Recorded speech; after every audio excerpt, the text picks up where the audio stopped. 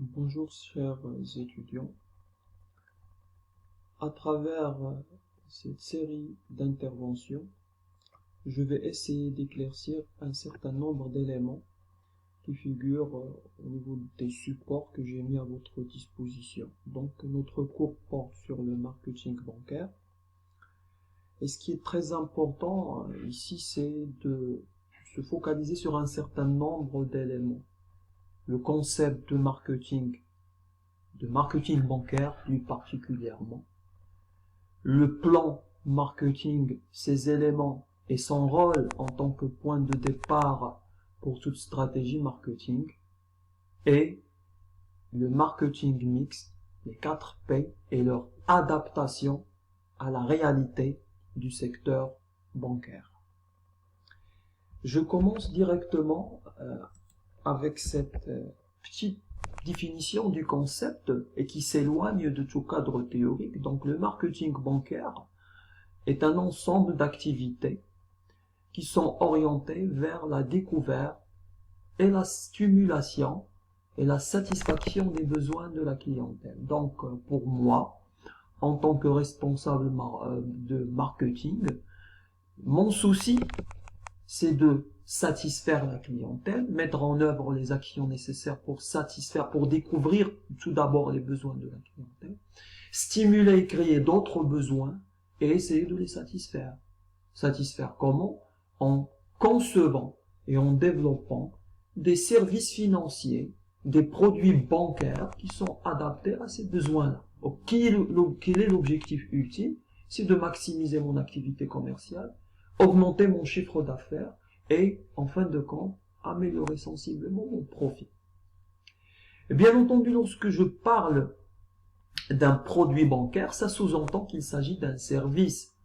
C'est un élément, c'est un produit qui est immatériel, donc c'est un service financier. Donc, bien sûr, le défi qui se pose pour un chargé de clientèle, c'est de commercialiser un service financier, c'est de commercialiser un produit qui est intangible et d'essayer de le concrétiser dans l'esprit du client. Ça, c'est le premier défi. Le deuxième défi, c'est de commercialiser la situation financière du client, que ce soit l'entreprise, que ce soit un particulier. Lorsque je traite, donc lorsque j'ai affaire à cette personne-là, c'est que je suis en train de traiter un aspect qui est très très confidentiel de sa vie. Ce sont ses finances. C'est finalement soit la finance de l'entreprise, soit les finances personnelles, donc de la personne, des particuliers. D'où l'importance de la confiance et de la consolidation de cette confiance-là dans ma relation avec mes clients. Et c'est ça, bien sûr, la particularité à prendre en considération dans le cadre de ce marketing bancaire. Maintenant, pour lancer une stratégie marketing, je dois avoir un point de départ. Je dois avoir une feuille de route. Cette feuille de route, il détaille un certain nombre d'actions marketing que l'entreprise, la banque ici, compte mettre en œuvre, donc compte mettre en œuvre pour une période donnée. Ça peut être l'année, le court terme, ça peut être 2 années, ça peut être 3 années. L'essentiel, c'est que l'ensemble de ces actions-là, je dois les formaliser, les mettre d'une manière formelle au niveau d'un document. Et ce document sera par la suite soumis à la hiérarchie pour validation, d'une part. Et ce document également va servir de référence pour tous les élèves, pour tout le personnel, tous les cadres qui sont impliqués dans la mise en œuvre de cette action marketing. Donc, il doit susciter l'adhésion de tout le personnel de la banque, y compris vous en tant que chargé de clientèle, et que bien sûr, vous vous positionnez au niveau du front office. Et sur le plan opérationnel, la mise en œuvre de ce plan marketing et de cette stratégie marketing sur le plan opérationnel, il est assuré par qui? Par les chargés de clientèle. Donc, le responsable marketing, c'est surtout le côté stratégique. C'est une stratégie qu'on va concrétiser sous forme d'un plan marketing et, bien sûr, qu'il va tracer cette stratégie-là, les axes. Donc, comment on va s'attaquer au marché, comment on va attaquer le marché. C'est comme une stratégie militaire, plus ou moins. Mais maintenant, sa mise en œuvre d'un point de vue opérationnel, elle est assurée par qui? Elle est assurée par vous, en tant que chargé de clientèle. Maintenant, ce plan marketing, il va englober 5 éléments. Une analyse du contexte, donc une analyse du macro-environnement et du micro-environnement. Une analyse des, on va dire, points forts, points faibles, menaces, opportunités. Donc c'est une analyse SWOT, Strengths, Weaknesses, Opportunities and Threats. Troisièmement, l'analyse de la structure du marché et sa segmentation. Quatrièmement, le ciblage des segments auxquels la banque va s'intéresser, donc les segments qu'on va cibler. Et en fin de compte, le dosage, les actions marketing axées sur les 4 P qui sont adaptées à chaque segment. Donc moi, à travers bien sûr ces présentations, je vais essayer de détailler chaque élément. On commence donc par l'analyse du contexte, parce que ce que vous devez savoir, lorsque j'entre dans une guerre, ça se passe au niveau d'un terrain qui va constituer pour moi le contexte en quelque sorte. C'est mon terrain de bataille. Je dois comprendre, avant de parler de m'attaquer à l'ennemi, je dois avoir une idée sur le terrain dans lequel je vais mener la bataille. Et ce terrain-là, il a une dimension systémique parce que il va poser des contraintes pour moi et pour l'ennemi, donc pour la banque et pour ses concurrents, en quelque sorte, parce qu'il y a toujours, on va dire, une certaine similitude entre la stratégie marketing et la stratégie militaire, plus ou moins. Donc je dois analyser le contexte où je vais mener la guerre. Donc c'est là le rôle de l'analyse du macro-environnement. Le macro-environnement, il fait référence à un certain nombre de variables que je dois prendre en considération. Les variables économiques, les variables légales, les variables politiques et les variables socio-culturelles. Donc avant de concevoir ma stratégie commerciale, ma stratégie marketing, je vais me poser la question économique dans lesquelles je vais mettre en œuvre cette stratégie-là. D'où le rôle de l'analyse des variables économiques. Je vais donner un certain nombre d'exemples de ces variables-là. Premièrement, l'orientation de la politique monétaire. La politique monétaire, ça fait partie des éléments d'ordre macroéconomique à prendre en considération lorsque je veux mettre en œuvre une stratégie commerciale. Pourquoi? Parce que la politique monétaire, parmi ces éléments, il y a un élément qui a un impact direct sur le coût de mes ressources financières. C'est quoi cet élément-là? C'est le taux directeur. Le taux directeur est un taux de refinancement et en fin de compte, moi en tant que banque, donc on va dire que banque, je dois prendre en considération l'orientation de ce taux-là parce qu'il va affecter directement les prix qui sont des taux d'intérêt débitants que je vais proposer à ma clientèle. Par exemple, ça serait impossible d'imaginer une politique, donc une action marketing axée sur la baisse des prix, sur la baisse des taux d'intérêt, dans un contexte de politique monétaire restrictive. Ça va ruiner la banque en quelque sorte, ça va porter atteinte à sa profitabilité.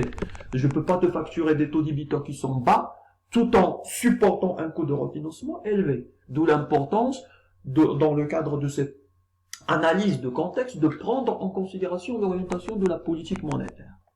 Deuxième élément d'ordre économique, la politique budgétaire, c'est-à-dire l'État.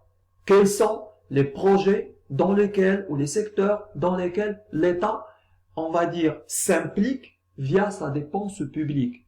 Souvent, en se basant sur l'outil budgétaire, l'État a tendance à favoriser un certain nombre de domaines, de secteurs. Secteur immobilier, secteur orienté vers l'exportation, financement des jeunes promoteurs. Donc moi, en tant que responsable marketing, je dois toujours prendre en considération les secteurs qui bénéficient plus ou moins d'un soutien de la part des pouvoirs publics parce qu'ils vont sûrement représenter pour moi une opportunité.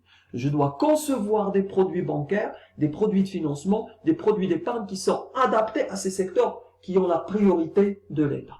Maintenant, l'État, aujourd'hui, il va encourager les jeunes promoteurs. Donc moi, à la base, je suis un responsable bancaire, responsable marketing, donc je dois prendre en considération ces éléments-là en concevant des produits qui sont destinés aux jeunes promoteurs, pour les accompagner et en toute harmonie avec, bien sûr, l'orientation des pouvoirs publics. Mais bien sûr, mon objectif finalement, et il faut être clair sur ces éléments-là, c'est d'augmenter mon activité et d'améliorer mon profit, d'augmenter mon produit net bancaire qui est assimilé à un chiffre d'affaires et d'augmenter, bien entendu, mes résultats.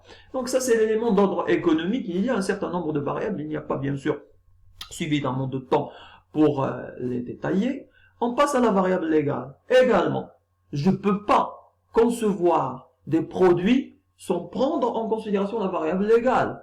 À un certain moment, et avant la loi de 2014, il était pratiquement impossible de concevoir des produits participatifs, tout simplement parce que la loi ne prévoyait pas, par exemple dans les années 90, début des années 2000, la loi ne donnait pas la possibilité aux banques de proposer ce genre de produits. Donc ce n'est qu'à partir, bien sûr, à un certain moment, surtout de l'année 2014, qu'on a commencé. Donc il y avait une première expérience, je crois, aux alentours des années de l'année 2007-2008, mais surtout à partir de 2014, on a eu, légalement parlant, la possibilité de concevoir, de développer et de commercialiser des produits participatifs, donc entre parenthèses, islamiques. Donc il faut prendre en considération l'environnement légal, parce que qui dit produit bancaire dit un produit qui doit respecter la réglementation en vigueur. Donc c'est vraiment souci des commercial, mais je dois prendre en considération la variable légale.